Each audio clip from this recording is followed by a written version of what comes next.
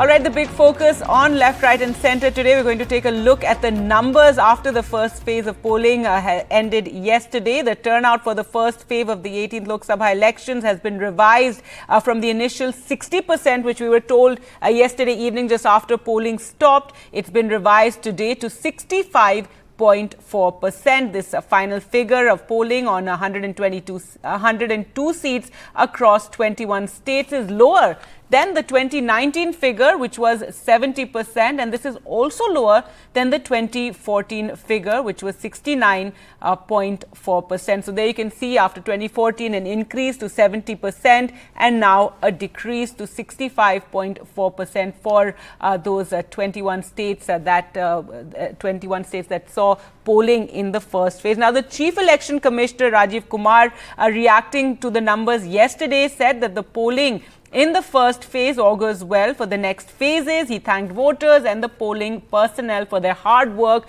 the polling personnel working over the last 2 years for these elections.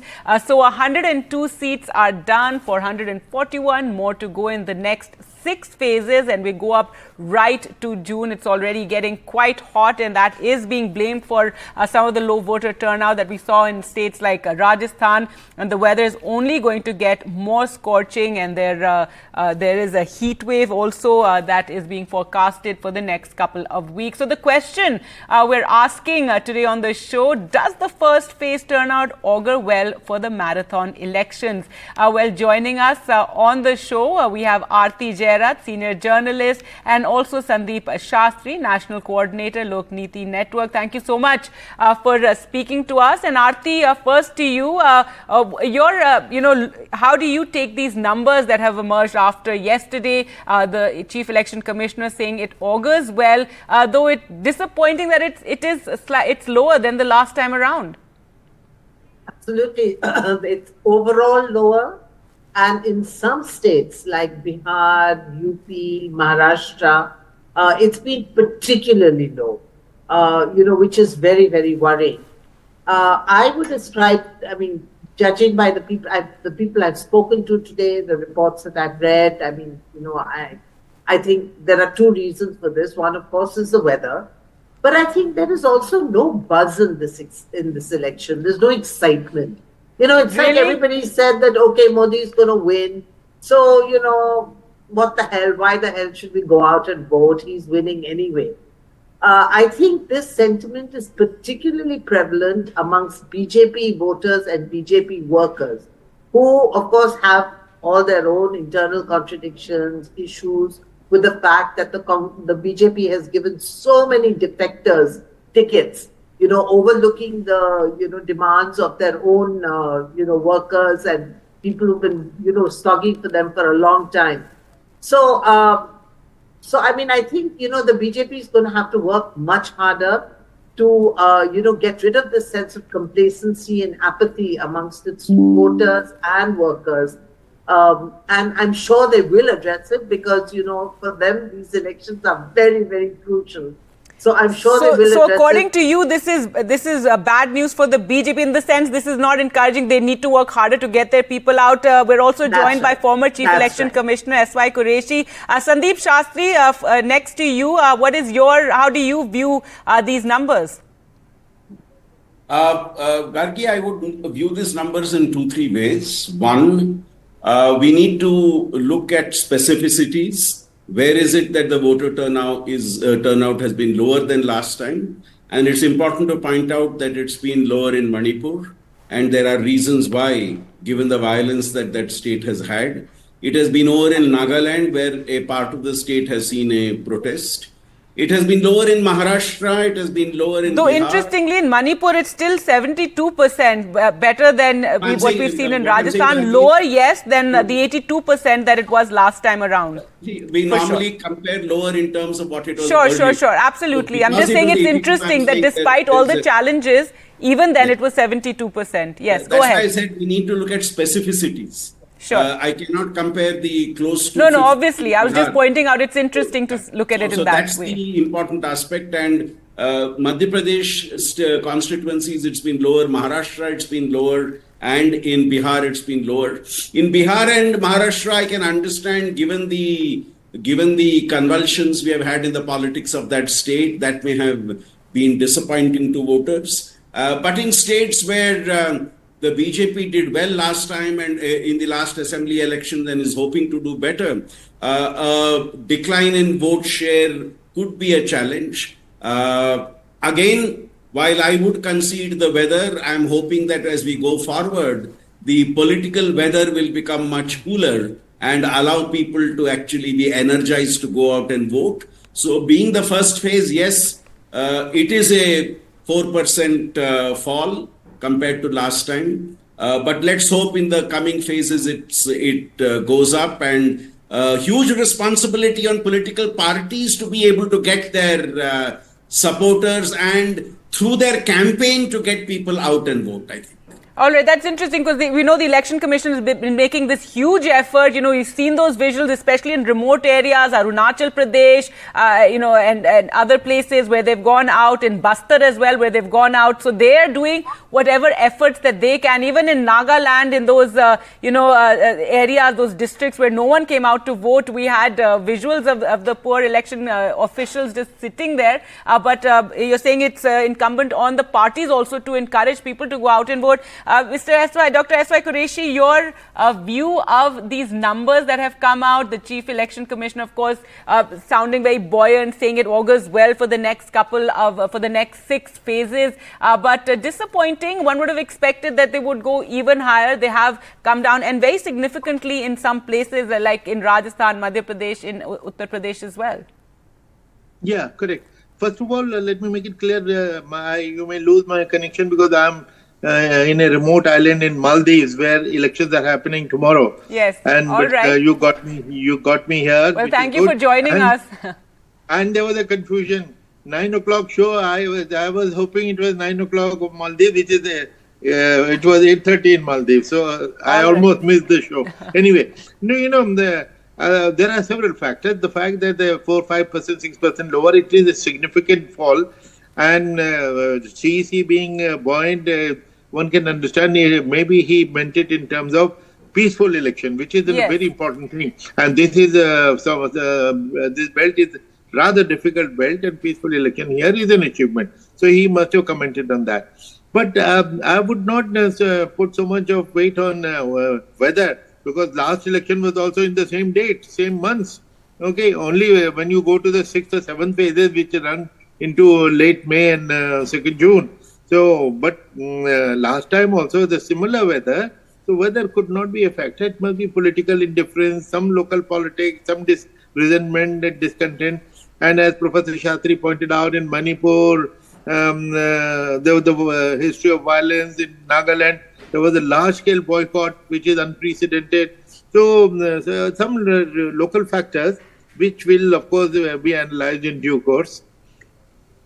All right, and what Aarti said about that this reflects some sort of complacency maybe among BJP voters. What would you think of that, given that there's been so much said of how many are considering these elections a done deal? Of course, the opposition is hitting out over that and saying it won't be done till we see the results in June. But your comments on that complacency among voters who think that the party they support is going to win anyway? Well, I'm not very sure about that, because BJP particularly is a very enthusiastic party, and it enthuses its supporters and voters. So the indifference normally could be on the other side, out of despondency or whatever. So anyway, we are yet to see, because we have just begun. But when you talk of complacency, I have a suspicion of complacency on the part of the Voter Education Division of Election Commission, because we are talking about the first poll when people have actually voted. But a couple of months ago or a month ago, there were news items that young voters, the first-time voters, their enrollment has dropped down drastically. So what does it show? That there was some lack of effort somewhere. So that complacency has to be identified and addressed in the future. Right, Sandeep Shastri, this young voters is what I did want to talk about next, and it'll be interesting to see how many of these young voters, which we in NDTV itself also kept promoting and saying that do come out and your voice is important and do come out and vote. It'll be interesting to see how many actually did, what percentage of those who were eligible did actually exercise their right. Yeah, Gargi, you're right. In 2014 and 19, we saw actually a rise in the interests of those first-time voters and those below the age of 30. It will be interesting to see that this time around, where is the actual drop? Is it in the young voter? Is it in the middle-aged voter? Is it in the older voter? Is it across the board? Because that will then give us an indication of what could the possible reasons be. And Qureshi ji has emphasized the right point that among some sections of population, especially when you look at the places where there has been less turnout, especially Maharashtra, Bihar, Madhya Pradesh, if you look at these states, there could be certain specific local issues, disgruntlement, disappointment, unhappiness over certain issues, or lack of interest in the nature of campaign that was rolled out in front of them. All these factors could have played a role in the slightly reduced turnout in these areas, but then it's very difficult to make any conclusive point at this stage. We will need to look at where is it that the low voter turnout is, and then analyze what factors could have caused it. But then I don't think it's much of a matter for alarm. And I think we have raised the right issue in the first phase itself. And hopefully parties should get the message, and party workers should get the message of taking the message to the people and bringing out more voters as we go to the future phases. Right, Aarti Jairat, your comments on the young voter also. We've seen that in many places there have been complaints of names missing. This is something that we've seen continuously in many of these elections. And do you also think now political parties need to work harder to bring their voters to the polling booths?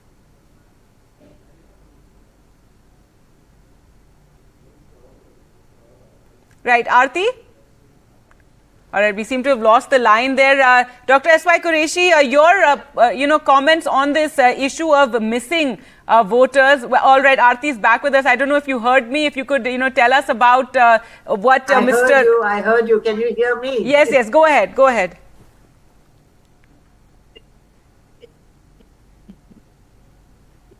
Yeah. So I'm saying, people get data before they, sort of draw conclusions, which is actually the right way to do. But, since I'm a journalist, I look at anecdotal, sort of evidence and sort of try to analyze that. And it was on your channel, in fact, that we heard young voters in Chennai saying that it's a long weekend, we're going off for a holiday to Puducherry. So they didn't even show up to vote.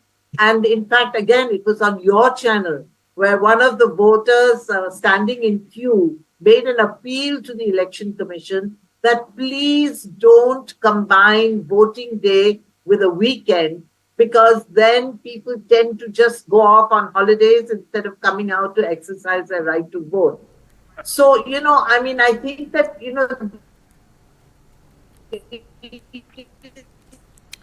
all right. Dr. S.Y. Qureshi, and your comments on this issue that comes up every election of missing voter names. You have, various places where these complaints have come. Anna Malaya, the BJP chief there, has also said that 1 lakh people's names were missing, though the DMK is saying that it's just, he's just trying to lay the ground for his eventual defeat. Yeah, actually, that is a very serious issue which we should have discussed. In every election, and some pockets, we come across complaints that lakhs of votes are missing, and we have to find a reason. And let me remind you that the Election Commission spends a lot of money for before 6 months before the election, asking the voters to check your roll, please check your roll, please check your roll. Because if your roll name is missing from the electoral roll for any reason, legal or illegal, there is no power on earth which can enable you to vote. There is something floating in WhatsApp University that if your vote is missing, please show Aadhaar. And that's all rubbish. Maybe that is deliberate to put you into complacency. Election Commission spends a lot of money advertising. Please check your roll if it is missing for any reason, mischievous or a genuine reason, so that you can get it corrected. So that is extremely important. And I don't know whether I get another chance. Second thing, about the previous thing, low turnout. One thing which I had read, whatever little exposure I have to the media sitting here, is in some places voters were not allowed to come out. This was a serious complaint in Rampur in the last election a couple of years ago, when there was the only 31% that turnout. People were not allowed to come out. If, of course, the local administration has denied it, but if this is an allegation which turns out to be correct, this is extremely serious and has to be tackled. All right. Well, thank you all for joining us on the program.